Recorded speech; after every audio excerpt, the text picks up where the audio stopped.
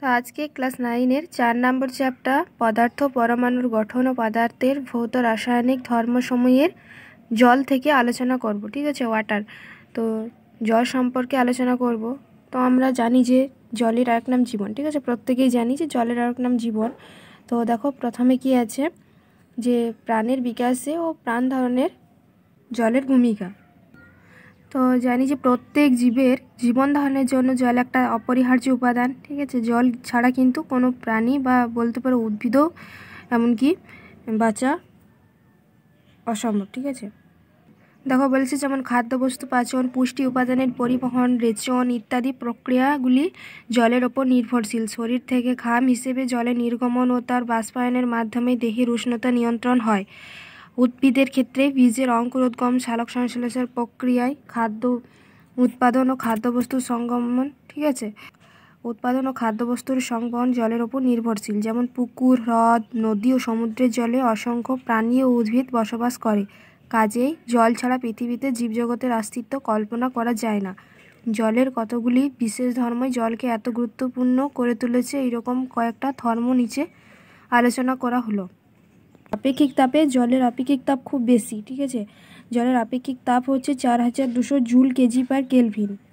এটা হচ্ছে জলের আপেক্ষিক তাপ। মানে একটা নির্দিষ্ট উষ্ণতাতে অন্যান্য যেসব তরল আছে তার থেকে জল বেশি তাপ ধরে রাখতে পারে। ঠিক আছে, তো যেমন এই যে বলেছে, এই কারণে অনেক পরিমাণ তাপ শোষণ করলেও তা উষ্ণতা যেমন সামান্য বৃদ্ধি ঘটে, তেমনই অনেক পরিমাণ তাপ বর্জন করলেও উষ্ণতা সামান্য হ্রাস ঘটে। ঠিক আছে, যেমন দিনে স্থলভূমি দ্রুত গরম হলেও জলাশয় কিন্তু গরম হতে একটু দেরি হয়। আবার রাতের বেলা স্থলভূমি যদি ঠান্ডা হয়ে যায় দ্রুত, জলাশয় কিন্তু ঠান্ডা হতে সময় লাগে। ঠিক আছে, তাই সমুদ্রের উপকূলবর্তী অঞ্চলে আবহাওয়া গ্রীষ্ম ও শীত উভয় ঋতুতেই অনেক বেশি আরামপ্রদ। ঠিক আছে, আরামপ্রদ। তো আবার জলের এই ধর্মের উপর ভিত্তি করে কলকারখানার যন্ত্রপাতিকে ঠান্ডা করার জন্য ও মোটর গাড়ি রেডিয়েটর কুলেন্ট হিসাবেও জল ব্যবহার করা হয়। তারপর দেখো হিমাঙ্ক স্ফুটনাঙ্ক। 1 ATM চাপে জলের হিমাঙ্ক হচ্ছে 0 ডিগ্রি সেলসিয়াস আর স্ফুটনাঙ্ক জানি 100 ডিগ্রি সেলসিয়াস। মানে 0 ডিগ্রি সেলসিয়াস থেকে 100 ডিগ্রি সেলসিয়াস পর্যন্ত উষ্ণতার জল তরল অবস্থায় থাকে। 0 ডিগ্রি সেলসিয়াস উষ্ণতায় জল অতি ঠান্ডা। ঠিক আছে, অতিরিক্ত ঠান্ডা। আর 100 ডিগ্রি সেলসিয়াস উষ্ণতায় জল অতিরিক্ত গরম। তাই এখানে 0 ডিগ্রি সেলসিয়াস থেকে 100 ডিগ্রি সেলসিয়াস উষ্ণতায় জল অবস্থায় থাকে, সেটাই বলেছে। তারপর প্রেসার কুকারের সাহায্যে চাপ বৃদ্ধি করে জলের স্ফুটনাঙ্ক বাড়িয়ে 100 ডিগ্রি সেলসিয়াসের থেকে বেশি উষ্ণতায় অল্প সময় রান্না করা যায়। ঠিক আছে, এছাড়া অটোক্লেভ যন্ত্রের সাহায্যে উচ্চ চাপে জলকে 100 ডিগ্রি সেলসিয়াসের থেকে বেশি উষ্ণতায় গরম করে শল্য চিকিৎসার কাজে ব্যবহৃত যন্ত্রপাতিকে জীবাণুমুক্ত করা হয়। যন্ত্রের সাহায্যে, অটোক্লেভ যন্ত্রের সাহায্যে। ঠিক আছে, উচ্চ চাপে মানে 100 ডিগ্রি সেলসিয়াসের বেশি উষ্ণতায় গরম করে শল্য চিকিৎসার কাজে ব্যবহৃত যন্ত্রপাতিকে জীবাণুমুক্ত করা হয় অটোক্লেভ যন্ত্রের সাহায্যে। ঠিক আছে, উচ্চচাপ অটোক্লেভ যন্ত্রের সাহায্যে মানে জলকে উচ্চ চাপ দেওয়া হয় এবং উষ্ণতা বেশি হয় জলের। এরপর রয়েছে কৈশিক প্রক্রিয়া। তো কৈশিক প্রক্রিয়া কি দেখো 1 নম্বর পয়েন্টে কি বলছে, শেকড়ের সাহায্যে গৃহীত জল গাছের কাণ্ডের ভেতর দিয়ে পাতায় পৌঁছয়। ঠিক আছে, কৈশিক প্রক্রিয়ার সাহায্যে কিন্তু। তারপর দেখো চাষের জমির একেবারে ওপরের স্তরের মাটি ভেজা না থাকায় তার নিচের স্তরে থাকা জল কৌশিক ক্রিয়ার মাধ্যমে উপরের স্তরে উঠে আসে। ঠিক আছে, তারপর যেমন উঠে আসে এবং চারা গাছে জলের যোগান দেয়। তারপর 3 নম্বর পয়েন্ট, ইটের মধ্যে অসংখ্য রন্ধ্র থাকে। কৌশিক ক্রিয়ার সাহায্যে কৌশিক ক্রিয়ার জন্য বর্ষাকালে রন্ধ্রগুলি দিয়ে মাটি থেকে জল উপরে উঠে আসে এবং দেয়াল ভেজে যায়, আমরা দেখেছি। ঠিক আছে, তারপর মাটির কলসির গায়ে অসংখ্য ছিদ্র দিয়ে জল কৌশিক ক্রিয়ার মাধ্যমে ভেতর থেকে বাইরে বাষ্পীভূত হয়ে শৈত্যর সৃষ্টি করে। মানে জল সয়ে যায় আর কি কলসির গায়ে। ঠিক আছে, একটা মাটির কলসির মধ্যে যদি জল রাখি, ঠিক আছে, কলসির গায়ে দেখবে অসংখ্য ছোট ছোট যে ছিদ্র করেছে, তার বাইরে যে জল তার কিন্তু জল সয়ে যায়। কলসির যে গা, সেই গাটা কিন্তু ভিজে হয়ে যায়, সেটাই।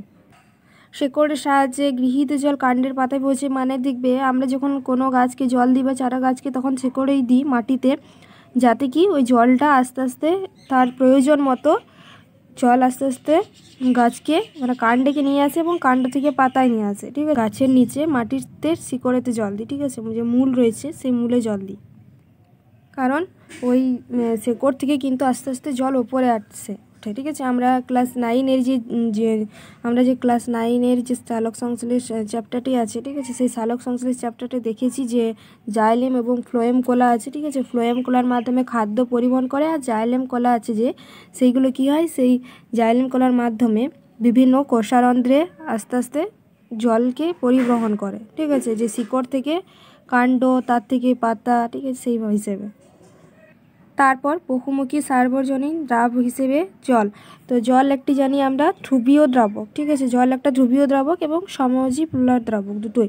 তো এর যে পরবৈদিক ধ্রুবক, এর মান হচ্ছে 80.4, ঠিক আছে, মানে 80.4। এর কারণে জল সহজেই খুব তড়িৎযোজী এবং আয়নীয় যৌগ। জল একটা হচ্ছে তড়িৎযোজী এবং আয়নীয় যৌগ, এবং যেমন সোডিয়াম ক্লোরাইড, তারপর calcium, sodium chloride, potassium chloride, calcium chloride, magnesium chloride, sodium hydroxide, potassium hydroxide ইত্যাদিকে সহজে দ্রবীভূত করতে পারে।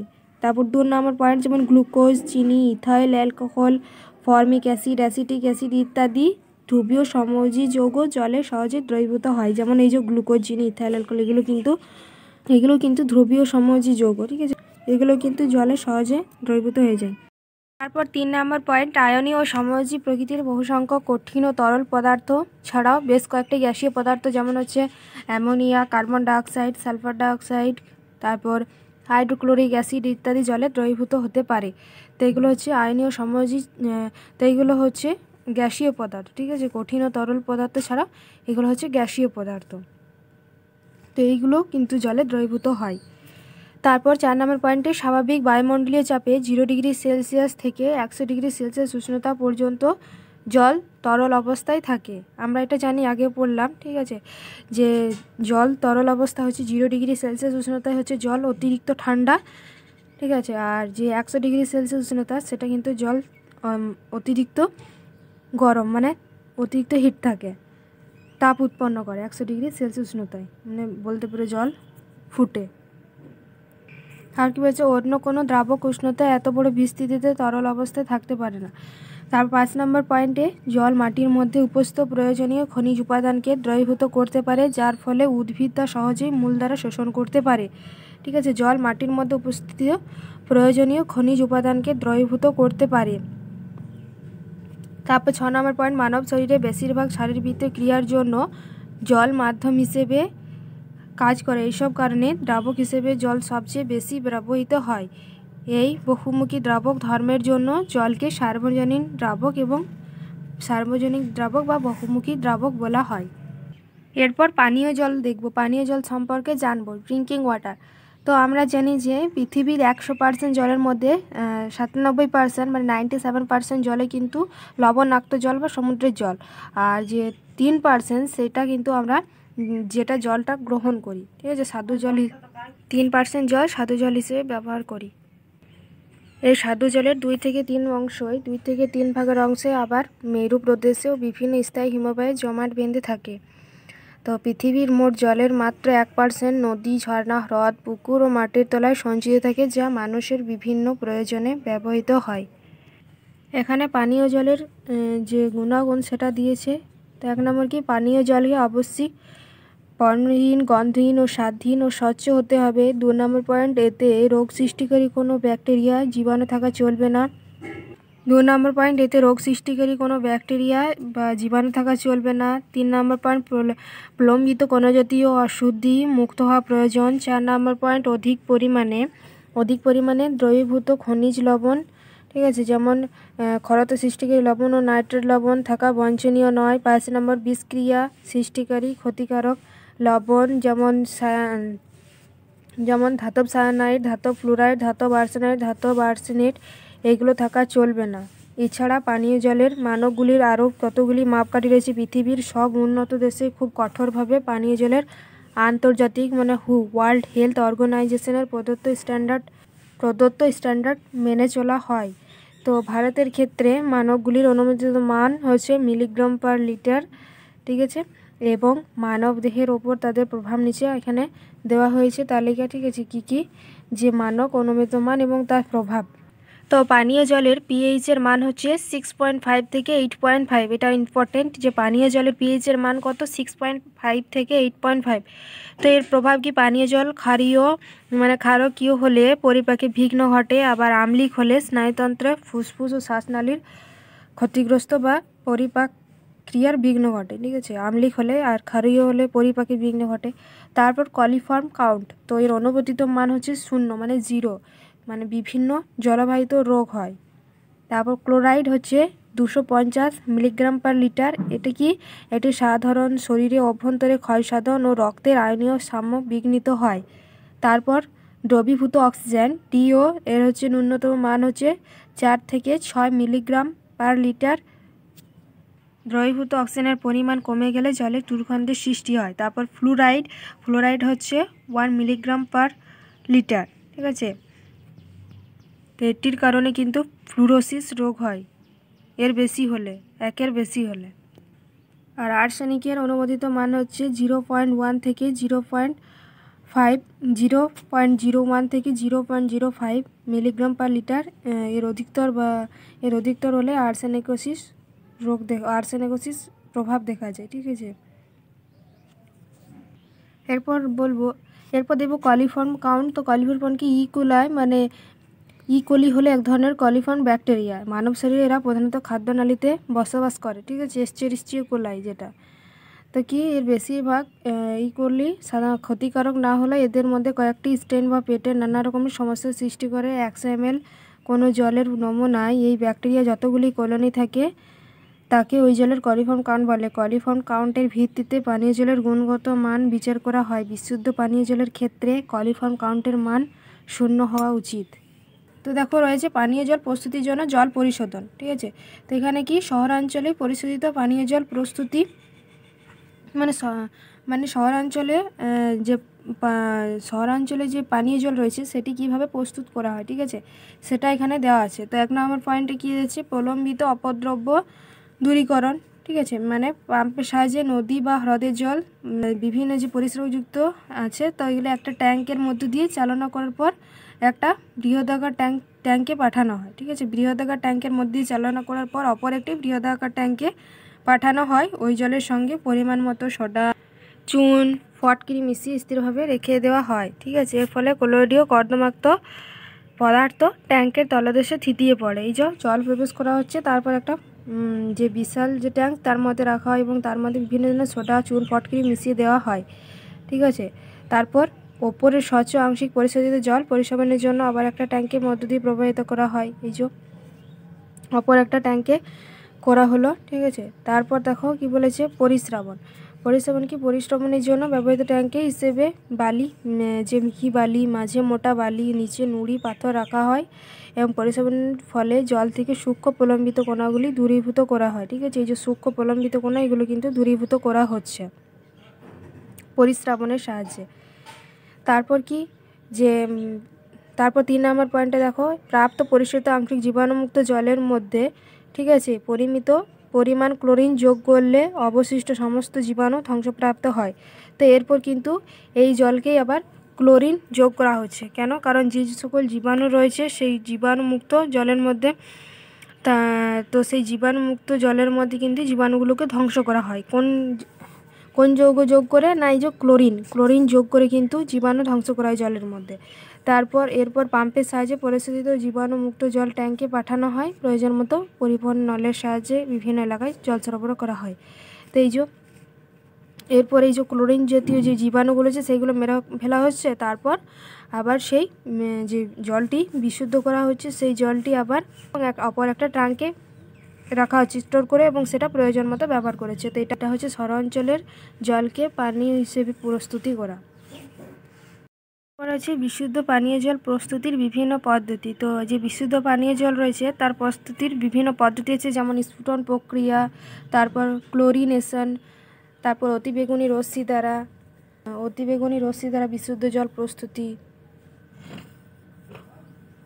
অতিবেগুনি রশ্মি ব্যবহার করে পানীয় জল প্রস্তুতি। তো এগুলো হচ্ছে বিভিন্ন পদ্ধতি। তো স্ফুটন প্রক্রিয়ার সাহায্যে জলকে ফুটিয়ে কিন্তু আমরা বিশুদ্ধ পানীয় জল হিসাবে পান করতে পারি। এটা কিন্তু একটা খুব ভালো পদ্ধতি। তারপর হচ্ছে ক্লোরিনেশন পদ্ধতি। এখানে কি আবদ্ধ পাত্রে জলের পরিমাণ মতো যেমন ব্লিচিং পাউডার, ঠিক আছে, ব্লিচিং পাউডার মিশিয়ে কিছুক্ষণ রেখে দিলে তাতে জীবাণুমুক্ত হয়ে যায়। এরপর পাত্রটাকে কিছুক্ষণ খোলা অবস্থায় রাখলে অতিরিক্ত ক্লোরিন দ্রবীভূত হয়ে জল পানের উপযোগী হয়। এছাড়া ক্লোরিন ট্যাবলেট মিশিয়েও জলকে জীবাণুমুক্ত করা যায়, ঠিক আছে, এইগুলোর সাহায্যে কিন্তু করা যায়। তারপর যেমন অ্যাকোয়া ফিল্টার রয়েছে, সেই অ্যাকোয়া ফিল্টারের সাহায্য যে ইউভি রশ্মি মানে অতিবেগুনি রশ্মি রয়েছে, সেই অতিবেগুনি রশ্মি পাঠানোর ফলে যে ছোট ছোট জীবাণু, ক্ষুদ্র ক্ষুদ্র জীবাণু রয়েছে সেইগুলো কিন্তু মেরে ফেলা এবং পানির যোগ্য হিসেবে ভালো একটা পদ্ধতি। মানে কোনো ফিল্টারের মধ্যে কিছু জীবাণুও থাকে যেগুলো সক্রিয়, ঠিক আছে, সাধারণ আলোতে সক্রিয় হয়ে যায়। তো মানে তাকে সেই জীবাণুগুলিকে মারার পরেও কিন্তু সেই জীবাণুগুলো সাধারণ আলো পেয়ে আবার সক্রিয় হয়ে যায়। তো সেই জীবাণুকে মারার জন্য ইউভি রশ্মি প্রয়োগ করা হয়, তাই আল্ট্রাভায়োলেট রশ্মি প্রয়োগ করে কিন্তু জীবাণুগুলোকে মেরে ফেলা হয়। তো এই যে জীবাণু রয়েছে, এই জীবাণুকে কিন্তু মেরে ফেলার জন্য স্বচ্ছ জল ব্যবহার করতে হবে, ঠিক আছে। অস্বচ্ছ বা কোলোডীয় অবস্থায় কিন্তু ইউভি রশ্মি কাজ করবে না। যে আলো প্রবেশ করবে সেই কোলোয়েডীয় অবস্থায় জীবাণুগুলি কীভাবে মেরে ফেলা হবে? সেই ক্ষুদ্র জীবাণু তো কোলোয়েডের মধ্যে থেকে যাবে। তাহলে সেই আলো প্রবেশের জন্য একদম স্বচ্ছ জল চাই, যাতে জীবাণুগুলোকে একবারে অ্যাটাক করতে পারে, ঠিক আছে। ক্লোরিডীয় জলে কিন্তু যে সকল ক্লোরিডীয় জলে কিন্তু হবে না, ঠিক আছে, অস্বচ্ছ জলে হবে না, কারণ সেই জীবাণুগুলো মরবে না, ইউভি রশ্মি প্রয়োগ করলেও মরবে না। তাই ফিল্টার জলে ইউভি রশ্মি প্রয়োগ করে সেটা আরও বিশুদ্ধ আমরা জল হিসেবে পান করতে পারি। এরপর হচ্ছে মৃদু জল ও ক্ষর জল। তো মৃদু জল কি, যেই ধরনের জল সাবানের সঙ্গে প্রচুর ফেনা হয় তাকে আমরা বলবো মৃদু জল, ঠিক আছে। যে ধরনের জল সাবানের সঙ্গে সহজে প্রচুর ফেনা হয়ে যায় সেটা হচ্ছে আমরা মৃদু জল বলবো। যেমন বৃষ্টির জল, পাতিত জল, এই ধরনের জলে সাবানের সঙ্গে সহজে ফেনা উৎপন্ন করে না, প্রথমে সাদা অপক্ষেপণ উৎপন্ন করে ও অনেকটা সাবান ব্যবহার পর ফেনা সৃষ্টি, তাকে ক্ষরজল বলবো। যেমন কুয়োর জল, সমুদ্রের জল, এগুলো কিন্তু ক্ষরজল, ঠিক আছে, সহজে কিন্তু ফেনা হয় না। আর আমরা দেখেছি যে কলের জল, বৃষ্টির জল, এগুলো কিন্তু একটুতেই সাবান ফেনা হয়ে যায়, তাহলে এগুলো মৃদু জল।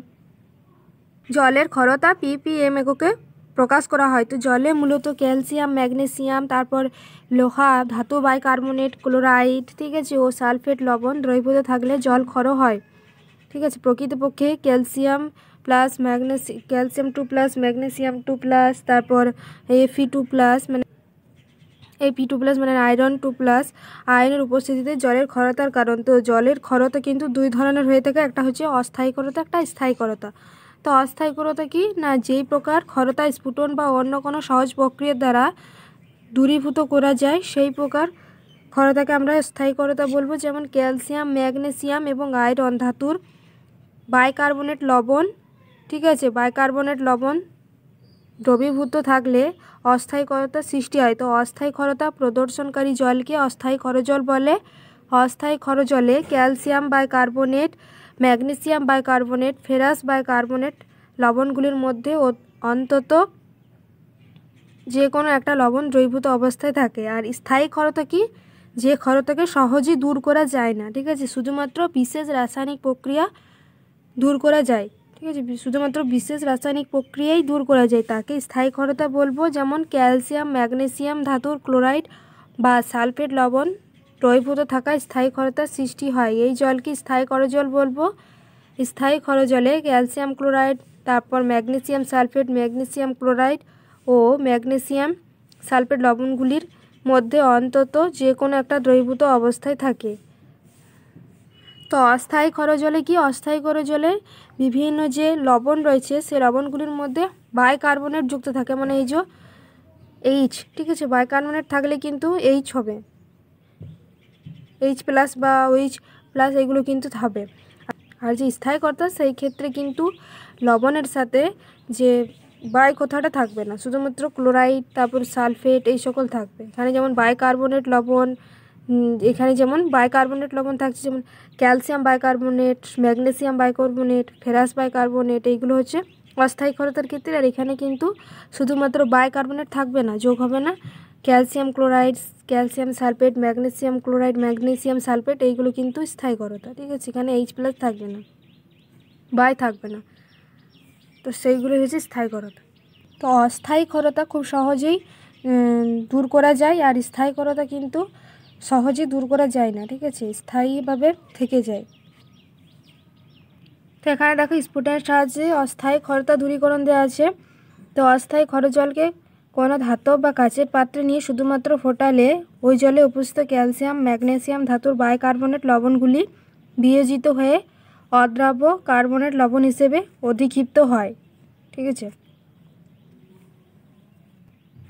তারপর দেখো স্ফুটনের ফলে আয়রনের বাইকার্বনেটগুলি স্ফুটনের ফলে আয়রনের বাইকার্বনেটের বিয়োজন উৎপন্ন ফেরাস কার্বনেট বা অক্সিজেনের উপস্থিতিতে জলের সঙ্গে বিক্রিয়া করে বাদামি রঙের ফেরিক হাইড্রোক্সাইডে অধিক্ষিপ্ত হয়, ফলে জল মৃদু হয়।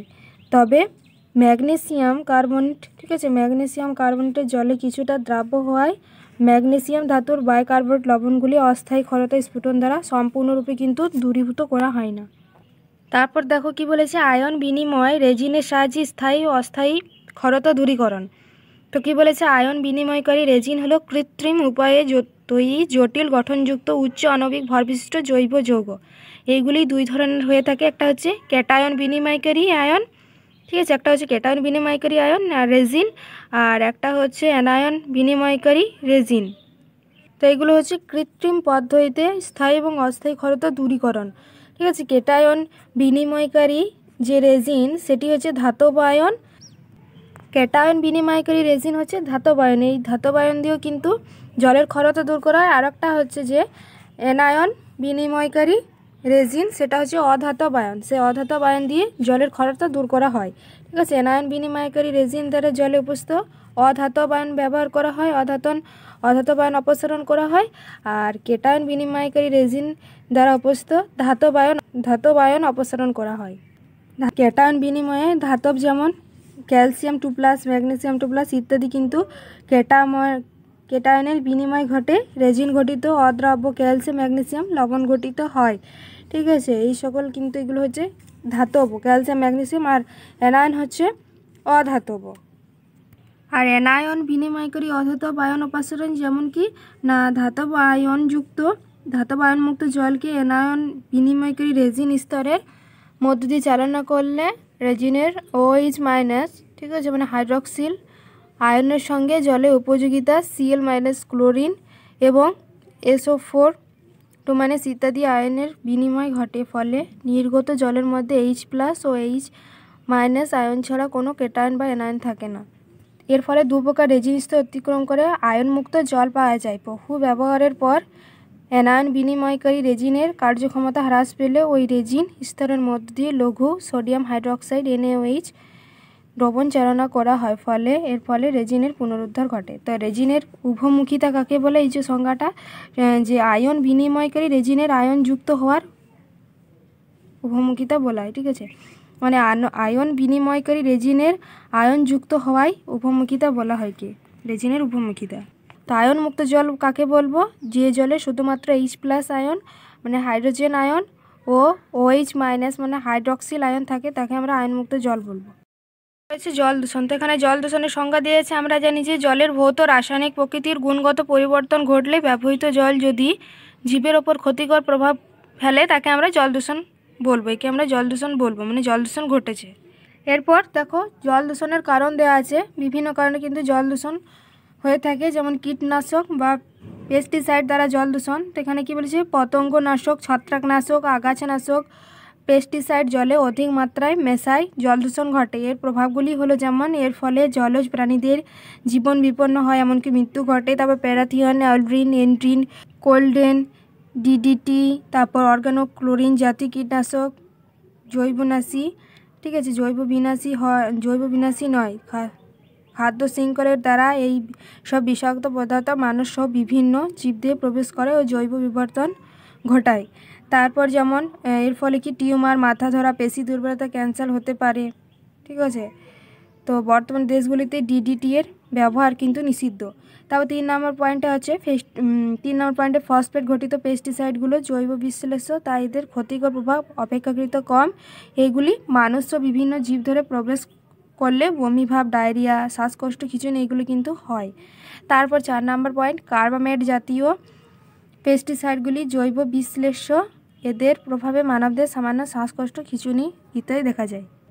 তারপর রাসায়নিক সার দ্বারা জল দূষণ কি? কৃষিকাজে ব্যবহৃত ইউরিয়া, বিভিন্ন নাইট্রেট, সালফেট ও ফসফেট জাতীয় সারের অব্যবহৃত অংশ জলবাহিত হয়ে পুকুর সহ বিভিন্ন জলাশয়ে পৌঁছয় ও জল দূষণ সৃষ্টি করে। ঠিক আছে, তারপর দেখো কি কি এখানে পয়েন্টগুলো দেওয়া আছে। নাইট্রেট আয়রন যুক্ত জল পান করলে শিশুরা মিথেমোগ্লোবিনেমিয়া নামক রোগে আক্রান্ত হয়। ঠিক আছে, এটা মিথেমোগ্লোবিনেমিয়া এই রোগে কিন্তু আক্রান্ত হয় নাইট্রেট আয়নযুক্ত জল পান করলে। তারপর মানবদেহে অতিরিক্ত নাইট্রেট আয়ন প্রবেশ করলে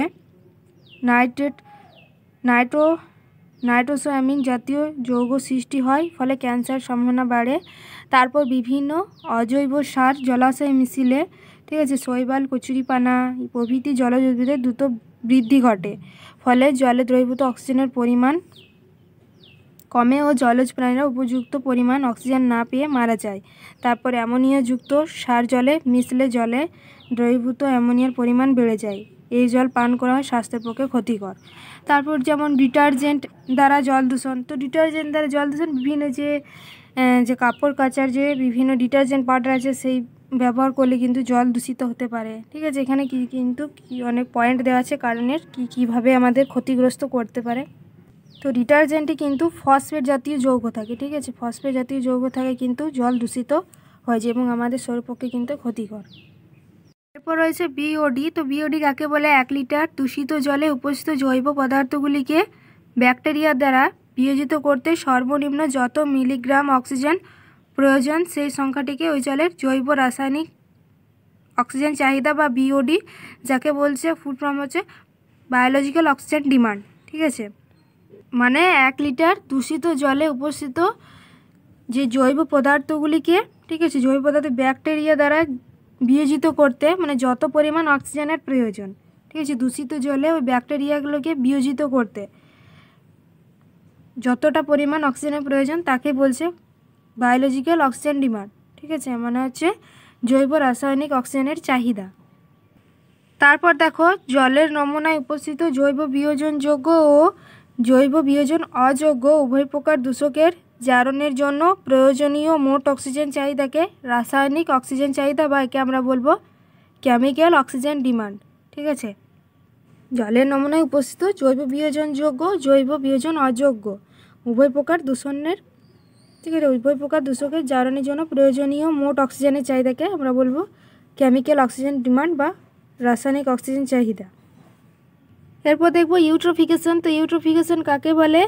কৃষিকাজে ব্যবহৃত ফসফেট জাতীয় সার যেমন ডিটারজেন্টের উপস্থিতি ফসফেট যৌগ ও উদ্ভিদের বৃদ্ধির জন্য ব্যবহৃত অন্যান্য পুষ্টিকর উপাদান জলবাহিত হয়ে পুকুর ও বিভিন্ন জলাশয়ে পৌঁছয় ও জল দূষণ সৃষ্টি করে। এর ফলে শৈবাল, কচুরিপানা ও বিভিন্ন জলজ উদ্ভিদের দ্রুত বৃদ্ধি ঘটে। এই ঘটনাকে আমরা বিজ্ঞানের পরিভাষায় ইউট্রোফিকেশন বলবো।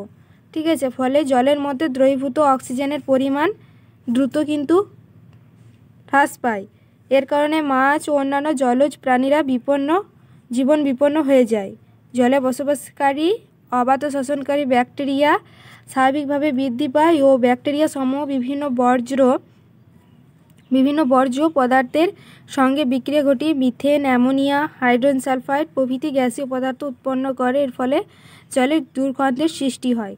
ঠিক আছে, তো ইউট্রোফিকেশন কি? ইউট্রোফিকেশন হচ্ছে বিভিন্ন কৃষিকাজে ব্যবহৃত যেমন ফসফেট জাতীয় সার, তারপর ডিটারজেন্টও থাকে বিভিন্ন ফসফেট জাতীয় যৌগ, এই উদ্ভিদের বৃদ্ধির জন্য ব্যবহৃত পুষ্টিকর উপাদান জলবাহিত পুকুর, বিভিন্ন জলাশয়, ঠিক আছে, এগুলো নিয়ে পৌঁছয় এবং জল দূষণ সৃষ্টি করে।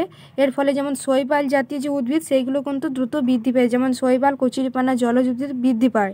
ঠিক আছে, এই ঘটনাকে আমরা ইউট্রোফিকেশন বলবো। এর ফলে কিন্তু অক্সিজেনের পরিমাণ কিন্তু কমতে থাকে। ঠিক আছে, এবং জলে বসবাসকারী প্রাণীগুলো কিন্তু কী হয়ে যাবে, আস্তে আস্তে বিপন্ন হয়ে যায় বা মৃত্যু হয়ে যায়।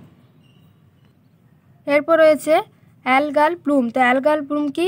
বদ্ধ জলাশয়ে বিভিন্ন ধরনের শৈবাল অতিরিক্ত মাত্রায় বৃদ্ধি পেলে ওই জলাশয়ের জলতল সম্পূর্ণরূপে শৈবাল দ্বারা আবৃত হয়ে যায়। ঠিক আছে, ফলস্বরূপ জলের মধ্যে সূর্যালোক প্রবেশ করতে না পারায় জলে অক্সিজেনের মাত্রা কমে যায়। এছাড়াও মৃত শৈবালের পচনের ফলে জল দূষিত হয়ে দুর্গন্ধের সৃষ্টি করে, এমনকি জলের বর্ণ পাল্টে যায়। এই দূষিত ও বিষাক্ত জলে জলচর প্রাণীদের মৃত্যু ঘটে। মানুষ এই জল পান করলে অসুস্থ হয়ে পড়ে। এই ধরনের শৈবালজাত জল দূষণকে অ্যালগাল ব্লুম বলবো আমরা, ঠিক আছে। তো অ্যালগাল ব্লুম বা শৈবাল ব্লুমটা কি? এটা হচ্ছে বদ্ধ জলাশয়ে বিভিন্ন শৈবাল অতিরিক্ত বৃদ্ধি পাচ্ছে, ঠিক আছে। অতিরিক্ত মাত্রায় বৃদ্ধি পেলে কী হবে, জলটা যে পুরো জলাশয়টা সেটা শৈবাল দ্বারা আবৃত হবে এবং জলের মধ্যে সূর্যালোক প্রবেশ করবে না, ঠিক আছে। জলের যে ভেতরে সেখানে কিন্তু সূর্যালোক প্রবেশ করতে পারবে না এবং জলে অক্সিজেনের মাত্রা কমে যাবে, ঠিক আছে। প্রবেশ করতে পারবে কোনো অক্সিজেনের বায়ু প্রবেশ করতে পারবে না, আমরা বদ্ধ হয়ে যাবে শৈবালে। জলের উপর যদি পুরো জলাশয় শৈবাল জাতীয় উদ্ভিদে বদ্ধ হয়ে যায় তাহলে জলের যে ভেতরে সেখানে কিন্তু সূর্যালোকও প্রবেশ করবে না আর অক্সিজেনও প্রবেশ করবে না। এর ফলে কি হবে, আস্তে আস্তে বিভিন্ন জলচর প্রাণীগুলো তো মৃত্যু হবে, প্লাস যে শৈবাল জাতীয় উদ্ভিদ সেইগুলো কিন্তু আস্তে আস্তে পচতে শুরু করবে, ঠিক আছে। মানে পচন ঘটবে, কারণ অক্সিজেন থাকছে না, সূর্যালোকও থাকছে না, তাহলে আস্তে আস্তে পচে যাবে, জল দূষিত হবে এবং দুর্গন্ধের সৃষ্টি হবে। তাহলে এই জলের বর্ণ পাল্টে যাবে, সবুজ হয়ে যাবে জলটা, ঠিক আছে। এই দূষিত বিষাক্ত জলে জলচর প্রাণীদেরও মৃত্যু ঘটবে। এই জল পান করলে তো অসুস্থ হবই, ঠিক আছে। এই ধরনের শৈবাল জাতীয় জল দূষণকে আমরা অ্যালগাল ব্লুম বা শৈবাল ব্লুম বলবো। এরপরে আছে ভৌমজলে আর্সেনিক ঘটিত দূষণ কি? ভূগর্ভস্থ জলকে বলা হচ্ছে ভৌমজল। ভৌমজল দূষণে মৌল আর্সেনিকে কোনো ভূমিকা নেই, ঠিক আছে। আর্সেনাইট ও আর্সেনেট লবণগুলি জলে দ্রবীভূত হয়ে দূষণ ঘটায়। তো এই যে এটা ওয়েস্ট বেঙ্গলের একটা ম্যাপ, ঠিক আছে, পশ্চিমবঙ্গের ম্যাপ। তো এখানের মধ্যে কোন কোন জেলায় যে আর্সেনিক দূষণ প্রভাব দেখা গিয়েছে, যেমন মালদাতে দেখো, 45%, এটা হচ্ছে ইয়েলো, মানে এটা কম, 0.01 থেকে কম। 26% মনে হচ্ছে এর থেকে একটু বেশি, ঠিক আছে, 0.1 থেকে 0.5 মধ্যে। আর যে রেড কালারটা সেটা কিন্তু 0.05 থেকে বেশি। তো এইগুলো হচ্ছে বিভিন্ন আর্সেনিকে ক্ষতিগ্রস্ত অঞ্চল, যেমন মালদা, তারপর মুর্শিদাবাদ জেলা, ঠিক আছে, নদীয়া জেলা, এটা পশ্চিম বর্ধমান, পূর্ব বর্ধমান, উত্তর 24 পরগনা, দক্ষিণ 24 পরগনা, পশ্চিম মেদিনীপুর, এগুলো আর্সেনিক দূষণের যে ক্ষতিগ্রস্ত দিক সেখানে দেখা গিয়েছে। তো এখানে আর্সেনিক দূষণের প্রভাবে কি কি রোগ হয় সেখানে দেওয়া আছে, যেমন আক্রান্ত ব্যক্তির ত্বক খসখসে হয়, কান, বুক, হাতের তালু ও পায়ের তলায় কালচে ধূসর চাকা দাগ দেখা যায়, ঠিক আছে। তারপর পায়ের তলায় কালো দাগ সৃষ্টি হয়, একে আমরা ব্ল্যাক ফুট ডিজিজ বলবো। তারপর 2 নম্বর পয়েন্ট, পায়ের তলায় আঁচিলের মতো গুটি বের হয়, ঠিক আছে। 3 নম্বর পয়েন্টে যকৃতের স্থায়ী বিকৃতি, মানে সিরোসিস অফ লিভার, যকৃতের সিরোসিস রোগ হয়, ঠিক আছে, আর্সেনিকের প্রভাবে। তারপর যেমন ফুসফুস, অন্ত্রে ক্ষত, ক্যান্সার হতে পারে। 4 নম্বর পয়েন্ট, অধিক আর্সেনিকযুক্ত জল পানে বমি, পেট ব্যথা, ডায়রিয়া ইত্যাদি দেখা যায়। অনেক ক্ষেত্রে বমির সঙ্গে রক্ত নির্গত হয়, রোগীর মৃত্যুও ঘটে। এইগুলো হচ্ছে আর্সেনিক দূষণের ফলে বিভিন্ন রোগ। তো আর্সেনিক দূষণের প্রভাবে কিন্তু ব্ল্যাক ফুট ডিজিজ, তারপর লিভারের সিরোসিস রোগ হয়, ঠিক আছে, যকৃতের সিরোসিস রোগও দেখা যায়। তারপর এখানে আর্সেনিক দূষণ মোকাবিলার পদ্ধতি দেওয়া আছে, যেমন অধিশোধিত পদ্ধতি, স্ব অধক্ষেপণ পদ্ধতি, তারপর বিপরীত অভিস্রবণ পদ্ধতি, ইউভি রশ্মির সাহায্যে আয়ন বিনিময় পদ্ধতি, এগুলো হচ্ছে আর্সেনিক দূষণ মোকাবিলার পদ্ধতি। এরপর হচ্ছে ভৌম জলে ফ্লুরাইড ঘটিত দূষণ। তো জলে ফ্লুরাইডের সর্বোচ্চ অনুমোদিত মাত্রা হচ্ছে 1.5 মিলিগ্রাম পার লিটার, ঠিক আছে। তবে পানীয় জলে সামান্য পরিমাণ ফ্লুরাইড লবণ, যেমন 1 মিলিগ্রাম পার লিটার থাকা প্রয়োজন, যা দাঁতের ক্ষয় রোধ করে। অধিক পরিমাণে যদি ফ্লুরাইড থাকে তাহলে কিন্তু ক্ষতিকারক, ঠিক আছে।